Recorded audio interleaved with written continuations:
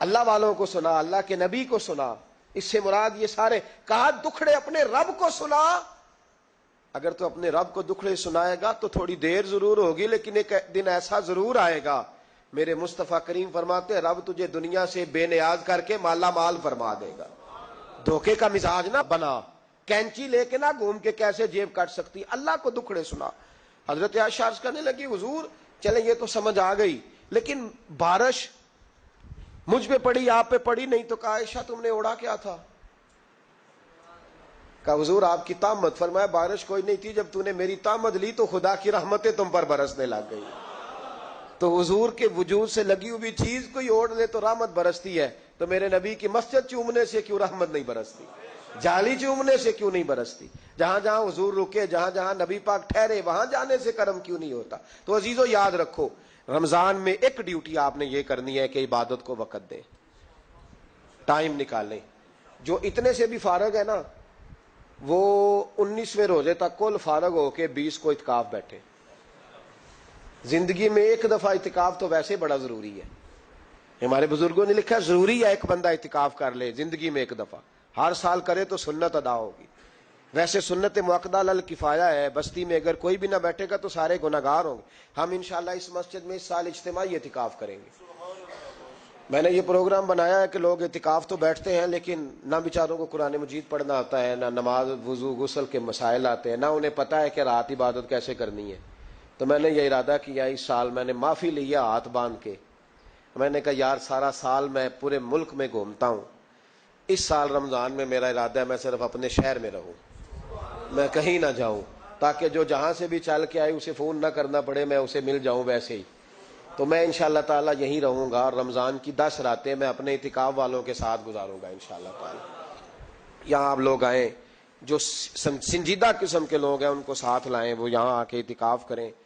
لنگر شریف بھی ہم دیں گے جو ہماری توفیق ہوگی، اور انشاءاللہ دونوں وقت دیں گے اپنی توفیق کے مطابق، اور یہ کوئی صدقہ زکوٰۃ خیرات سے نہیں ہوگا، یہ آپ ہمارے مہمان ہوں گے تو یہ مہمان نوازی ہوگی انشاءاللہ تعالیٰ۔ تو یہ اپیل آخر میں اعلان کرنا تھا، پر چلو بات آ گئی تو میں نے شروع میں ہی کر دیا۔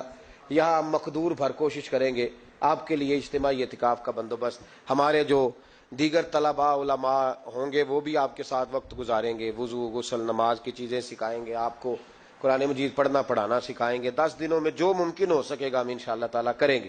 تو اعتکاف میں وقت دیں۔ دوسرا کام آپ نے یہ کرنا ہے رمضان شریف میں کہ قرآن پاک زیادہ سے زیادہ پڑھنا ہے، پڑھیں گے انشاءاللہ۔ اگر آپ ناراض نہ ہوں تو ہم نے قرآن مجید پڑھنا بالکل ہی چھوڑ دیا، قرآن پاک کھلتا ہی نہیں، توجہ ہی نہیں، مزاج ہی نہیں، سارا دن بیت جاتا ہے، قرآن مجید نہیں کھلتا، قرآن مجید نہیں پڑھا جاتا۔ ایک شخص مجھ سے ملنا چاہ رہے تھے مسجد نبوی شریف میں حاضر تھا، تو وہ ایک دفعہ آئے گزر گئے، میں قرآن شریف پڑھ رہا تھا، پھر آئے تو گزر گئے قرآن شریف، تیسری دفعہ پھر آئے تو کہنے لگے آپ نے کتنا کو پڑھنا ہے؟ میں نے ان سے کہا کہ مہربانی کرو مجھے دعا دو کہ اللہ مجھے پڑھتا ہی رکھے۔ آپ نے یہ کیا لفظ ادا کر لیے کہ کتنا کو پڑھنا ہے؟ وہ خدا کے بندو یہاں کام کیا ہے؟ اگر تلاوت بھی نہیں کرنی تو کرنا کیا ہے وہاں؟ میں اکثر کہتا ہوں کہ چونکہ ہم تو مسیتڑ ہیں، ہمارا تو مزاج ہے مسجدوں میں رہنے کا، چونکہ عام لوگوں کا مزاج نہیں ہوتا تو وہاں بھی بازاروں کو ٹائم زیادہ دیتے ہیں، خریداری میں وقت زیادہ لگاتے ہیں۔ اگر ہماری طبیعت مسجد میں بیٹھنے کی ہو، قرآن پاک پڑھنے کی ہو، تو بڑا ذوق بن جائے۔ قرآن مجید امام اعظم ابو حنیفہ امام اعظم رمضان شریف کے اندر 61 قرآن مجید پڑھا کرتے تھے۔ کتنے؟ 60 اور 1 61۔ ایک قرآن شریف دن میں پڑھتے، ایک رات کو پڑھتے، پورے دن میں قرآن مجید ختم کرتے، ایک رات کو۔ اور آپ فرماتے ہیں 61واں قرآن مجید وہ تھا جو میں تراویحوں میں سنا کرتا تھا۔ 61 قرآن پاک آپ ہر رمضان میں پڑھا کرتے تھے۔ میری آپ سے گزارش ہے ایک سپارہ مسجد میں پڑھیں رمضان میں، ایک سپارہ گھر میں پڑھیں۔ مسجد میں پڑھیں گے تو مسجد کا حق ادا ہوگا، اور گھر میں قرآن پاک کھول کے بیٹھیں گے تو بچے بھی آ کے پاس بیٹھ جائیں گے، چھوٹے چھوٹے بچے۔ یہ کبھی تجربہ کرنا، یہ بخشش کا ذریعہ ہے۔ جب آپ بچوں کی ماں سویرے سویرے بڑا اچھا دوپٹہ لے کے اور مصلی بچھا کے اور قرآن مجید کی ریل رکھ کے اور پھر اس کو خوشبو لگا کے جب کھولتی ہے نا، تو اس کی جو 2-2.5 سال کی بچی ہوتی ہے وہ بھی کہیں سے دوپٹہ ڈھونڈنے لگ جاتی ہے، وہ بھی دوپٹہ لے کے آتی ہے اور دائیں بیٹھتی ہے۔ اس کا جو 4 سال کا بچہ ہوتا ہے نا، اگر ابا بیٹھا ہے اور 4 سال کا بچہ بھی کہیں سے ٹوپی ڈھونڈ کے لاتا ہے، اسے پڑھنا نہیں آتا، لیکن وہ بھی آ کے نا سپارہ لے کے بیٹھ جاتا ہے۔ میں نے دیکھا ہے بچے تھوڑا تھوڑا ہلنے لگتے ہیں. قسم اللہ کی عزت کی, مجھے ایسے لگتا ہے کہ جب بیٹیوں کے بیچ ماں بیٹھ کے قرآن پڑھتی ہے اور جب بیٹوں کے بیچ باپ بیٹھ کے قرآن پڑھتا ہے تو مجھے لگتا ہے خدا کے فرشتے بھی آسمان کے دروازے کھول کھول کے دیکھتے ہیں, کھول کھول کے دروازے دیکھتے ہیں کہ یہ کس طرح کا رنگ ہے کہ چھوٹا سا بچہ, توتلی زبان. مجھے وہ حدیث پڑھ لینے دو جو امام جلال الدین سیوطی نے روایت لکھی ہے. فرمایا حضرت عیسیٰ علیہ الصلوۃ والسلام میں قبر کے پاس سے گزرے تو عذاب ہو رہا تھا, چند گھنٹوں کے بعد گزرے تو وہیں رحمتوں کا نزول ہو رہا تھا. حضرت عیسیٰ عرض کرنے لگے مولا میری مجال نہیں میں پوچھوں, چند گھنٹے پہلے یہاں عذاب تھا اب یہیں کرم ہو رہا ہے. اللہ اب اس نے کوئی نیک عمل کیا تو ہے نہیں, قبر میں تو عمل ختم ہو جاتا ہے, اتنا کرم کیسے؟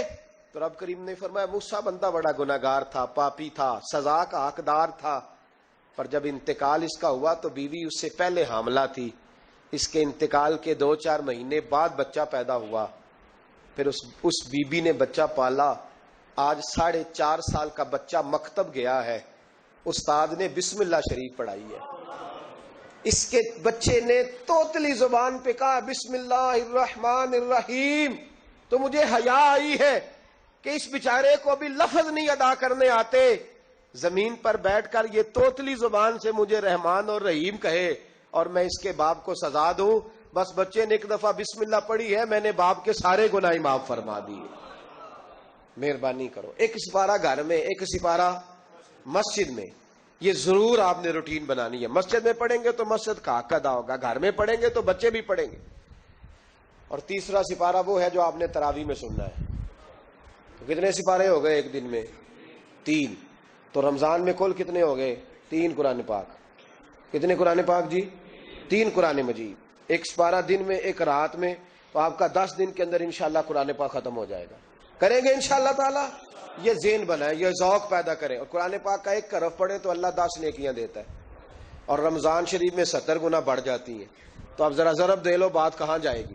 تو رمضان المبارک میں قرآن پاک سے, میں نے کہا کوئی اخبار نہ دیکھو, کچھ نہ دیکھو, سارا دن بس قرآن پاک دیکھو, سارا دن قرآن مجید پڑھیں, قرآن پاک سے دل لگائیں.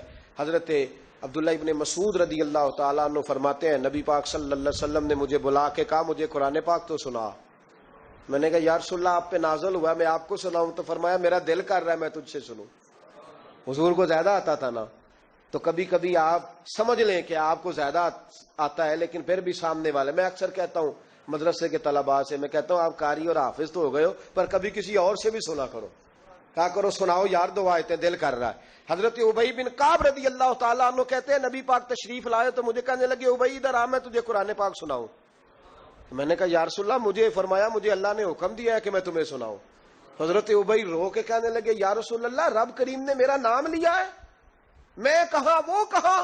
فرمایا ہاں تیرا نام لیا ہے. رونے لگے, کہنے لگے حضور پھر تو میں بڑا خوش نصیب ہوں, سنائیے میں سنتا ہوں. تو حضور سننا بھی حضور کی سنت ہے, سنانا بھی نبی پاک کی سنت ہے. قرآن مجید کو سنیں. اور پھر یار دکھ کی بات ہے نا کہ پاسپورٹ کے دفتر تو میں 2.5 گھنٹے کھڑا رہوں, شناختی کارڈ کے لیے میں 1.25 گھنٹہ کھڑا رہوں, اور میں پہلی دفعہ سعودی عرب جاؤں تو امیگریشن کے لیے 2.5 گھنٹے بھی مجھے لائن میں لگنا پڑے تو میں لگا رہوں. دنیا داری کے لیے تو میں اتنا کھڑا رہوں, اور تراویح کے لیے مجھے 1 گھنٹہ نہ کھڑا ہوا جائے تو میں بہانے کرتا پھروں. تو پھر یاد رکھو وہ حضرت سیدہ اسماء کا کرتی تھی, نبی پاک نے مجھے کہا تھا اسماء اللہ کے راستے میں گن گن کے نہ دینا ورنہ وہ بھی تجھے گن گن کے دے گا. جب ہم رب کریم کو وقت اس طرح دیتے ہیں کہ دنیا داری کے لیے تو ساری ہمارے پاس ہمتیں موجود ہیں, اور تراویح کا وقت آیا تو بہانے ڈھونڈنے لگ گیا. تراویح کا وقت آیا تو وہ جو ہے اس نے شروع کر دی بات کہ جناب میرے فلان جگہ تکلیف ہے اور مجھے بلڈ پریشر ہو جاتا ہے تو پسینہ بڑا آتا ہے. تو اب تو آسانیاں ہی بڑی ہیں.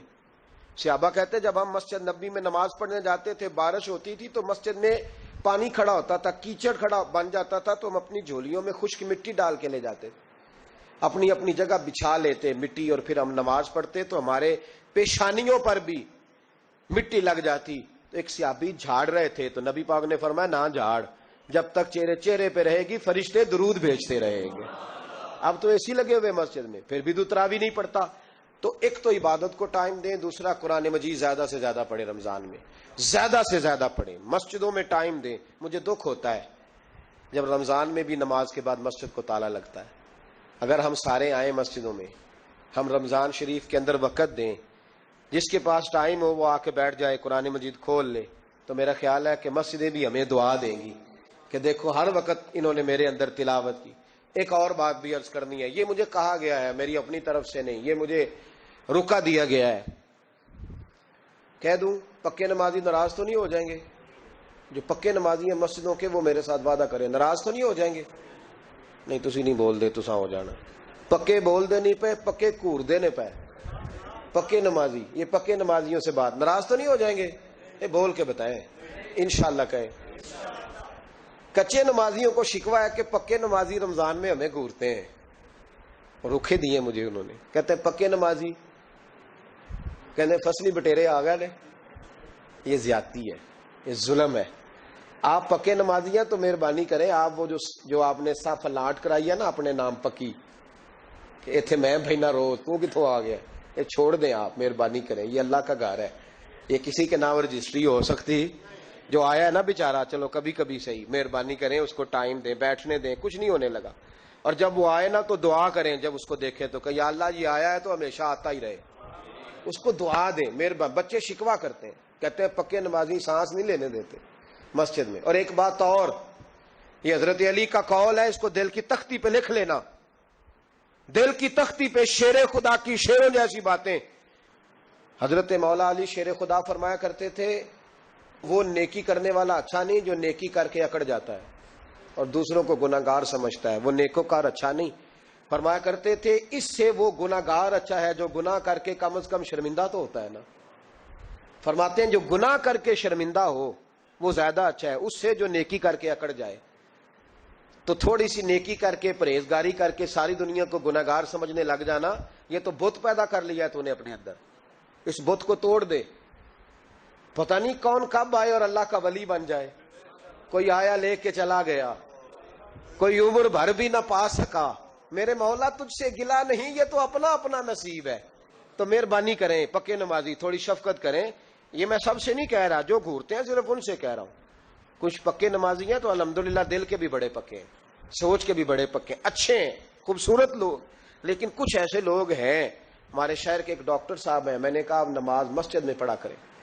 ان کی عمر کافی زیادہ ہو گئی ہے, تو کہتے ہیں حضرت میں پڑھوں گا انشاءاللہ. ان کو میں نے دوائی لینے گیا تو وہاں بھی میں نے بات شروع کر دی. میں نے کہا آپ مہربانی کریں, کہتے میں آؤں گا. کچھ دنوں کے بعد میں نے اس مسجد میں نماز پڑھی, اور خاص کر کے پڑھی کہ یہ ٹائم ہے. میں نے فون کیا کہ ڈاکٹر صاحب آپ نظر نہیں آئے, تو کہتے ہیں سب ناراض نہ ہو جان. نمازی مجھے کہتے تھے خیر ہے ڈاکٹر صاحب, کہیں غلط جگہ تبادلہ تو نہیں ہو گیا, کوئی مصیبت تو نہیں آ گئی؟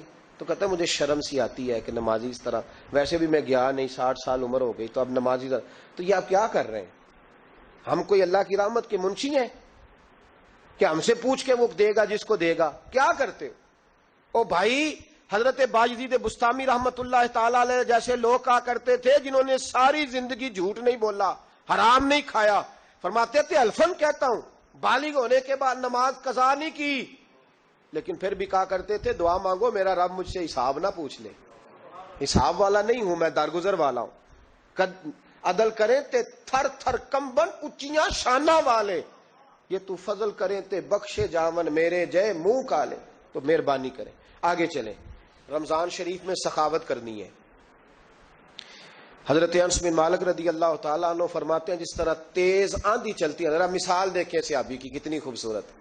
فرماتے ہیں جس طرح تیز آندھی چلتی ہے نا, اس طرح رمضان میں میرے نبی کی سخاوت چلا کرتی تھی. نبی پاک ہر سائل کو دیتے, جو قیدی بند ہوتے نا, قیدی جنگ کے قیدی کفار, حضور انہیں بھی آزاد کر دیتے رمضان میں. فرماتے جاؤ تمہیں آزاد کیا. سخاوت کریں. اور میرا مشورہ ہے اس دفعہ غریبوں سے غریب سخاوت کریں. نسخہ دے رہا ہوں امیر ہونے کا, تو سخی ہو جا, رب کریم تجھے امیر کر دے گا. سخی بن جا. مالا والے سخی نہیں ہوندے تے سخیاں کول مال نہیں ہوندا, ایتھے اوتھے دوواں جہان نہیں, سخی کنگال نہیں ہوندا. سخی بن جاؤ. میرے نبی پاک علیہ السلام نے فرمایا بندہ کبھی بھی جیب کا سخی نہیں ہوتا, سخی وہی ہوتا ہے جو دل کا ہوتا ہے. غریبوں کو میرا مشورہ ہے کہ 10 روپے دو لیکن رمضان میں روز دینا. ہر شام دینا، غریبوں کو ساتھ بٹھاؤ، روٹیاں کھلاؤ، افطاریاں کراؤ، غریبوں کے گھروں کے اندر سوٹ پہنچاؤ، مدارس کے طالب علموں کو کپڑے خرید کے دو، جو کچھ نہیں دے سکتا وہ ایک مسواک لا کے دے، ڈیوٹی کرو، اپنے دائیں بائیں غریبوں کا خیال رکھو۔ جن گھروں میں اکثر دیکھتے ہو کہ دال کا شاپر جاتا ہے، وہاں رمضان شریف میں صبح صبح گوشت پہنچاؤ، مہربانی کرو۔ غریب امیر تو کسی کو تب دے گا جب اس نے ووٹ لینے ہوں گے، وہ تو وہاں زکوٰۃ دے گا جہاں سے اسے پتا ہوگا کہ میری تعریف اچھی ہوگی، وہ تو مسجد میں اس وقت خرچ کرے گا جب اس کا نام بار بورڈ پہ لکھا جائے گا۔ غریبوں، تم نے ظلم کیا ہے۔ اگر تم اپنی 4 غریب بھائی مل کے ایک غریبنی بہن کا خیال رکھتے تو اس غریبنی کو محلے کے چودھری کے پاس نہ جانا پڑتا۔ اگر 4 غریب بھائی ایک غریب بھائی کا خیال کر لیتے، تھوڑے تھوڑے جو صاحب حیثیت تھے، تو وہ مجبور نہ ہوتا۔ مہربانی کرو۔